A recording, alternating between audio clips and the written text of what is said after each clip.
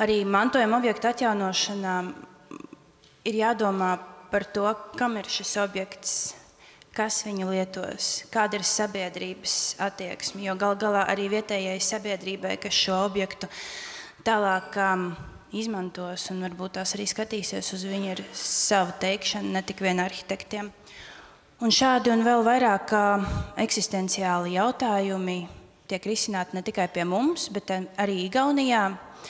Un es varbūt šobrīd lūkšu mūsu pēdējo prezentētāju šajā sekcijā. Tā ir Ave Paulus, ICOMOS Igaunija prezidente. Tieši tāpatās arī daudz zinātnisko komiteju loceklu un UNESCO pasaules mantojuma un klimata paneļa eksperts. Ave, hello, and the floor is yours. Good luck.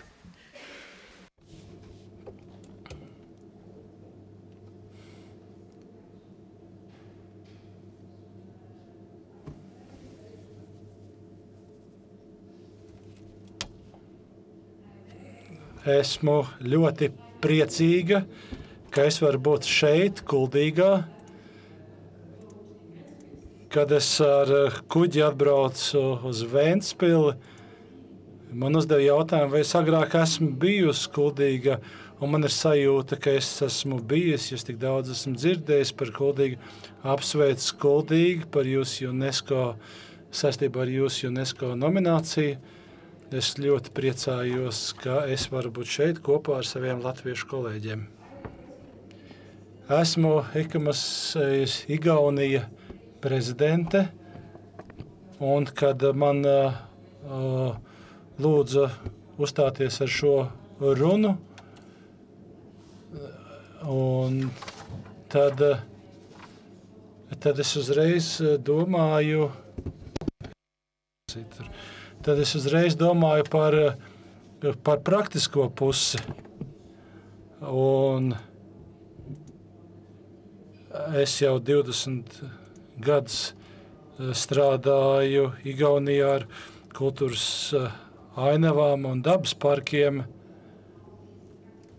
Kādas ir praktiskās sekas visām šīm teorijām, kad tās piemēro praktiskajā dzīvē? Ka es strādāju, esmu šīs ICOMOS ģimenē, ja tā var teikt, un tur arī ir par ainavu kultūru lomu strādāju ar šiem jautājumiem.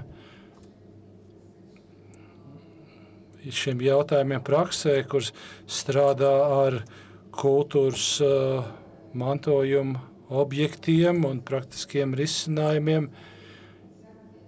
Un tieši šī tematika ir tā, un te ir arī, protams, NARA dokuments, Faro konvencijas principi, par kuriem es runāšu, ir tie, kas ietekmē dažus no risinājumiem, kas tiek izmantot gan UNESCO, gan ICOMOS pieejā. Tātad, savā prezentācijā par ICOMOS darbs Igaunijā ir galvenā tēma. Mēs nerunāsim par dabas parkiem, kā mēs tā pārvaldam, kā mēs veidojam sadarbību, vadām šo kultūras mantojumu darbu un kādā veidā nodrošinām šo te kontinuitāti mūsu darbām. Taču mēs, ICOMOS, esam daudz strādājuši pēdējā laikā ar kultūras mantojumu Igaunijā, dažādās kultūras mantojuma jomās, ar dažādiem kultūras mantojuma režīmiem. Un, protams, mēs esam daudz domājuši, kā pielietot šos principus. Tāpatās mums, protams, ir likumdošana no 2018. gadā tiek pārskatīts, un mēs arī veicam izmaiņas, aktualizējam ar šo te kultūras mantojuma likumdošanu. Viena no lietām, kas ir iekļauta 2018. gada likumdošanā, ka kultūras mantojuma mērķis ir saglabāt autentiskumu, pieminekļu autentiskumu, un paskaidrojošā autentiskuma ir šis 9. pants, kas ir no hartas, šī mazā kļūda, kas ir tulkošanas kļūda no franču angļu valodā, ka jaunam arī ir vieta,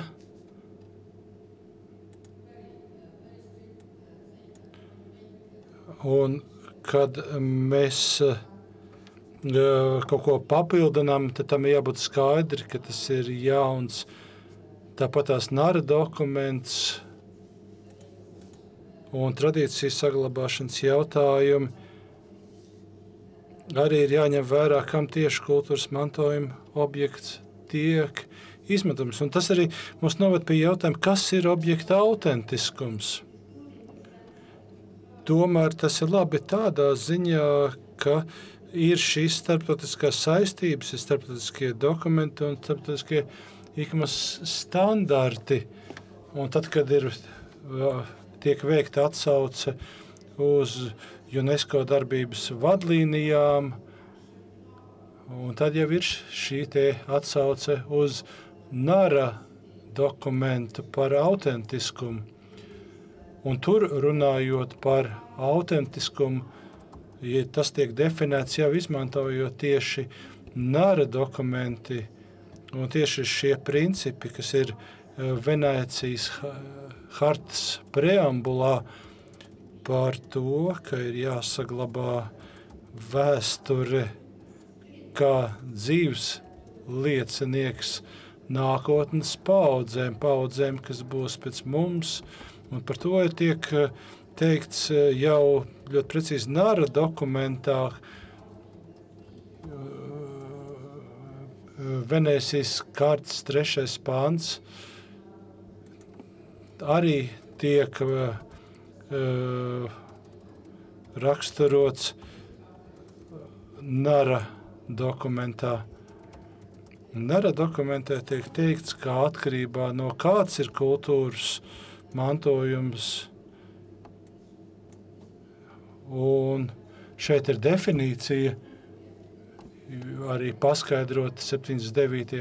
pantā, ka ir jāņem vērā gan izmantotie materiāli, funkcija, raksturs, pārvaldības sistēma, atrašanās vieta, vēsture un citi nekulturālās mantojuma jautājumi, kā arī citi jautājumi. Protams, runājot par būvniecības tradīcijām, tās ir pilnīgi citas, kad mēs runājam piemēram par arheoloģisko jautājumu, tās ir pilnīgi cita pieeja. Un tad, kad jūs sākat lietot kopā šīs lietas, tad mēs nonākam pie problēmām. Un otra lieta, par ko Igauna ir ratificējusi, tāpat kā Latvija ir ratificējusi, ir, ka vairums kultūras mantojuma, cik kultūras mantojuma loma ir svarīga sabiedrībai, un te runā par mantojumu arī kā cilvēkiem, ka tie ir vērtība par kultūras mantojumiem, kas sniedz ietvaru par sabiedrisko kontekstu. Tieši šis te kultūras darbs, tas te uzsvērts, cik tas ir svarīgs un kā tas iet cauri paudziem. Un kultūras mantojumi, tieši šis te vēsturiskais konteksts, kādā veidā tiek izmantot, un jautājums ir par to, kā šies ļoti labos principus ieviest jau konkrētos objektos, konkrētos rezultātos saglabājot vēsturisko jautājumu, tas ir ļoti vienkārši. Tas ir šis te ietvars kopienu tiesībām un individiem strādājot ar kultūras mantojumu. Un tieši šī procedūra un tas ir jāņem vērā vietējo iedzīvotāju tradīcijas, un tās ir jāskata kontekstā ar īpašumu turētāju tiesībām. Tas dod vienmēr vislabāko rezultātu. Un tagad praktiskas lietas, pa kurām es vēlējos pastāstīt. 4 piemēri no Igaunijas. Pirmais ir salīdzinoši nesen. Tartu šogad ir Eiropas kultūras galvaspilsēta. Un te bija drupas. Otrs ir vēsturiska pilsētas centrs, kā Kuldīga. Trešais ir par UNESCO pilsētu Tallinu. Un pēdējais ir jūsu Dviņu pilsēta Valga. Un tad ir kultūras ainava. Tur ir hidroelektrostacija. Sākšu ar Tartu katedrālu. 2022. gadā situācija bija tāda, ka attīstītāji, ja esat bijuši Tartu, tad jūs zinat šo katedrāli, jūs zinat, cik simboliski tā ir svarīga, tā ir publiskā parkā, tā ir publiska telpa. Tā pieder Tartu universitātei, tur ir muzejs, un tā ir tieši atrodas pašā Tartu centrā, kur notiek arī koncerti, dabas koncertu zālē, tur ir Sikspārņi parkā, tur neko nevar atkal būt koncerti šajā vecajā, vēsturiskajā daļā. Un tad ir baumas, ka tiks, runājot par kultūras galvaspilsētu, 2022. gadā tur notiks attīstība, ka muzejs ir vēlas veikt gaismas šovus, un savukārt ir cits attīstītājs, kas vēlas tur izbūvēt stikla restorānu. Un kad mēs to dzirdējām, mēs to dzirdējām pirmo reizi no avīzes. Toreiz kultūras mantojuma direktors teica, ka mēs apsveicam jebkuru funkciju, kas tiek piešķirta nefunkcionējošam mantojumam. Ja daļa no drupām atrod jaunu funkciju, tad mēs par to priecāsimies. Tas varētu būt modelis, kādā veidā izmantot baznīcu drupas, un šādu drupu Igaunijā ir ļoti daudz. Taču mums viņas jāsaglabā tādā veidā, lai oriģinālās drupas tiktu saglabātas neskarts. Tas bija liels pārsteigums, un tad mēs konstatējām, ka tik tiešām ir šis pieteikums, un IKAMAS Igaunijai lūdzu viedokli 2 nedēļu laikā izteikt, un tas ir šis te restorāna izmērs, iecerētā restorāna izmērs, un 2 nedēļu laikā mums bija jānoformulē IKAMAS Igaunija viedokli šajā jautājumā, vai piedāvātais risinājums ir vērtīgs, un vai var sekot, īstenot šo iecerēto ideju, jo kultūras mantojuma pārvalde piekrita šādam risinājumam. Un tad IKAMAS Igaunija sagatavoja vēstuli, kurā teikt, ka, protams, šīs agrākās kultūras vērtības ir jāuzsver, jāizgaismo. Bija 2 viedokļi šajā pieteikumā. Viens priekšlikums bija, ka faro konvercijai, atbilstoši faro konvercijai, visam ir jābūt jaunam cilvēku lietojumam, bet atbilstoši attiecīgi kā Venecijas hartā, kas ir vecs, tam ir jāpaliek vecam, un kas ir jauns, tam ir jābūt jaunam. Kaut kāds cits lietošanas mērķis un tā tālāk, ko mēs secinājām, ka restorāns īsti nebūs un restorāna būvniecība katedrāles drupās vai saglabātajās daļās īsti nepiešķīra papildus vērtību un jāņem vērā arī, protams, arī pašas vēsturiskās ēkas vai vēsturisko atlieku un drupu integritāte.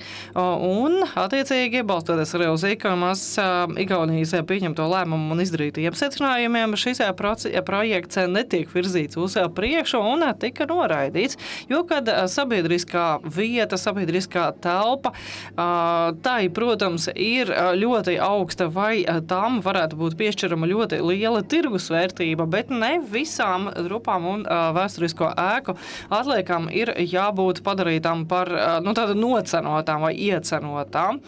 Ja mēs runājam par Valgas vēsturiskā pilsētas centra gadījumu 2020 balstoties situāciju uz 2024. gadu, tad 2015. 2016. gadā, kad Valgas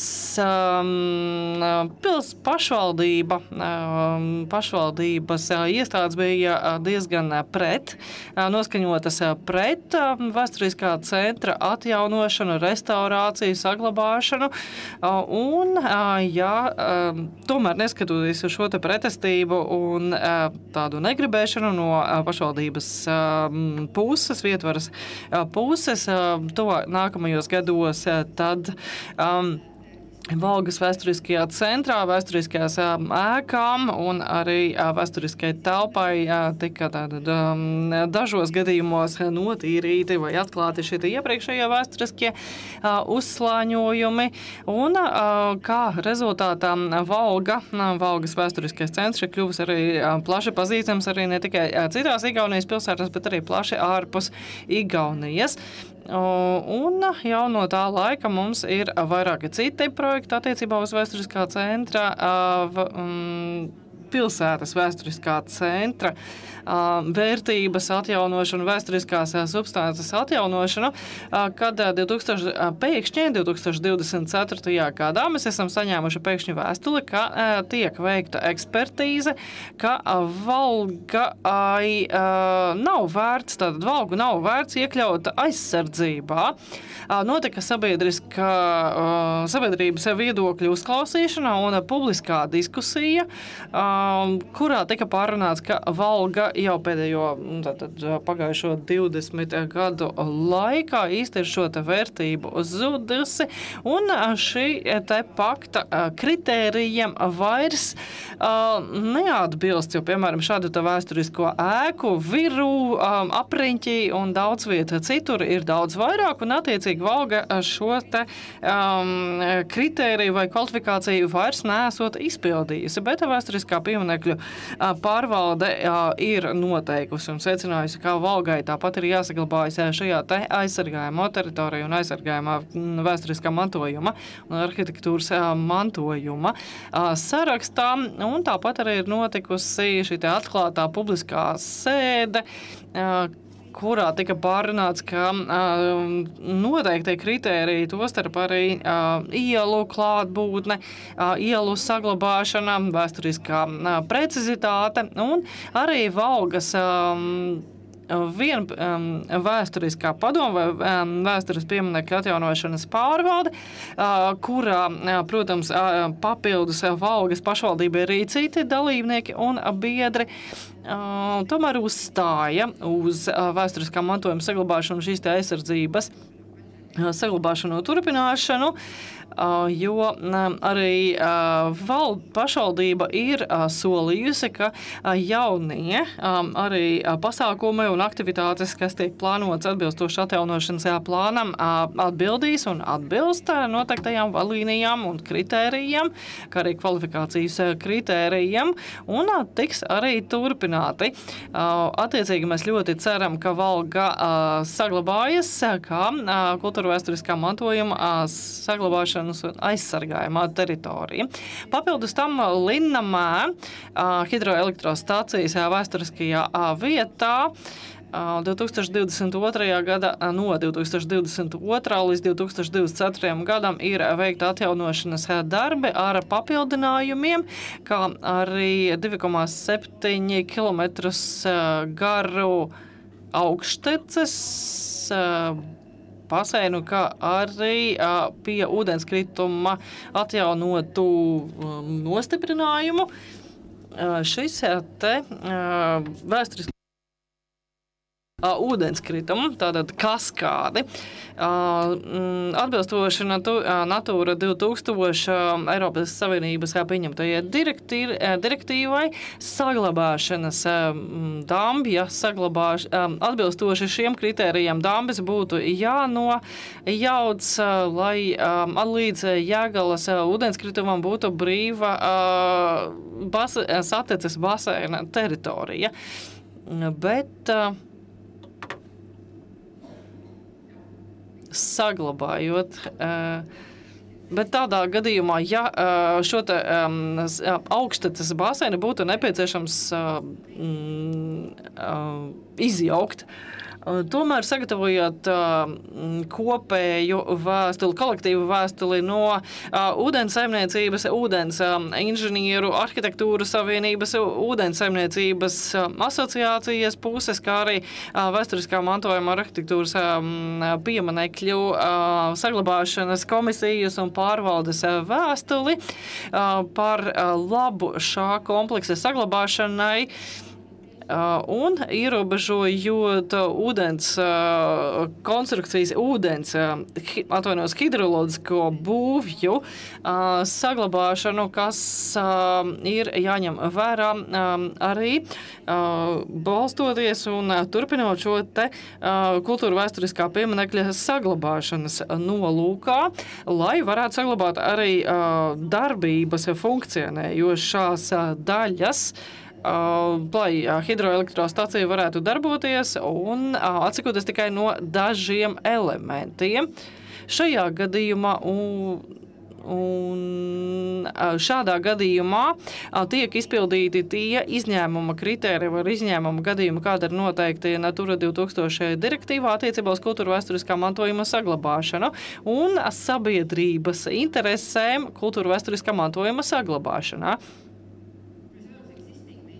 Saglabājot esošās dabas vērtības un ņemot vērā šo te kultūra vēsturiskā mantojuma un vērtības substances un vērtības saglabāšanu citviet. 2022. gadā šī kolektīvā vēstule tika nosūtīta valdībā, kas norīkoja dabas pārvaldei tā kā kultūra vēsturisko pieminekļu un vērtību saglabāšanai prevalēja, protams, sabiedrības intereses, sabiedriskās intereses. Savukārt šogad tika sagatavots jauns ietekmes uz vidi izpēta vai pēte novērtējums, kur tika secināts, ka tomēr tas ir jānojauc. Ļoti ceram, ka tāpat arī sagatavosim vēl vienu kolektīvo vēsturi, bet šeit ir radusies pretruna un pretēji traktējumi attiecībā uz Natura 2000 direktīvas kritērijiem un nosacījumiem, kā arī mūsu dabas aizsardzības noteikumiem, ministru kabineta pieņemtajiem noteikumiem. Estonija operas nama gadījums arī 2020. līdz 2024. gadam. Tātad mantojuma biedrības vienbalsīgi ir par Igaunijas operas nama saglabāšanu un ar minimāliem paplašinājumiem un piebūvēm, saglabājot vēsturisko veidolu. Gadījums pats par sevi tika aizsākts 2007. gadā. 2007. gadā tika lemts, ko darīt, lai būtu plašākas telpas operai, tātad Nacionālajam baletam un operas kolektīvam, kā arī orķestrim, kā arī vadoties no ekonomiskajiem apstākļiem un apsvērumiem, paplašinot esošu, tātad viens no variantiem bija paplašināt esošo operas namu, otrs variants bija izbūvēt citur, pilnīgi jaunu operas namu, neveicot piebūves esošajam operas namam. 2020. gadā šie priekšlikumi tika no jauna nodoti izskatīšanai valdībai, bet kultūras parlamenta Rīgi Kogu, Igaunijas parlamenta kultūras komiteja izskatīja, ka ir nepieciešama Igaunijas operas nama piebūvei attēlā vai modelī redzošajā variantā, un IKOMOS uzreiz nosūtīja piezīme vai reaģēja uz šo, ka tas neatbilst saglabāšanas vērtībām un kritērijiem, kā arī neatbilst tātad atvainojies Tallinas kā galvaspilsētas vecpilsētas saglabāšanas noteikumiem un programmai, izveidojot tas atradās vēl UNESCO aizsardzības zonā, kur tika piemērot UNESCO noteiktie kritēriji. Taču parlaments lēma, ka nepieciešams finansēt tieši operas nama piebūvei, neparedzot šo finansējumu tieši operas nama vadības rīcībā, ar rīcības brīvību izlemt, kuru tieši no atjaunošanas vai paplašināšanas variantiem izmantot, un mantojuma pārvalde noraidīja to Tallinas pašvaldības, tātad Tallinas doma noraidīja to 22. gada janvārī, citas iestādes noraidīja 2022. gada septembrī, kā rezultātā kompromisa veidā tika izveidota mantojuma pārvaldes operas nama administrācijas un parlamenta pārstāvji nonāca ļoti lielās diskusijās un strīdā,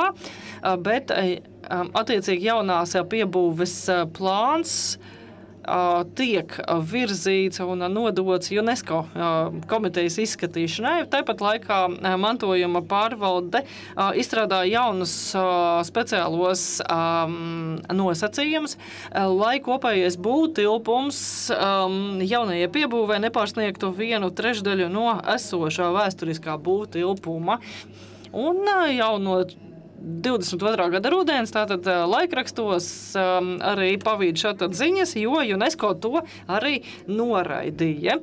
Savukārt kultūra vērtību un kultūra mantojuma saglabāšanas un vēsturiskās vērtības un substances saglabāšanas nolūkā attiecīgi šāda varianta pamatojuma pierādīšanas pienākums gulās uz projekta izstrādātājiem, pirms vispār parlaments varēja lemt par finansējumu piešķiršanu.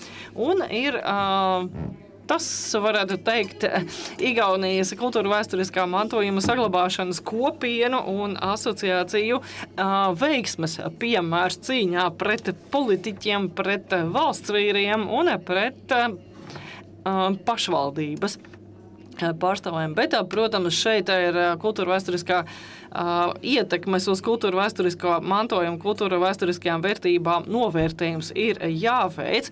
Un nelielai atgādnei, atbilstoši Venēcijas hartas dalību valstis un parakstītāju pusēm ir jāņem vērā visus kultūra vides vērtības arī ir jāņem vērā un jāskata kopsakarībā.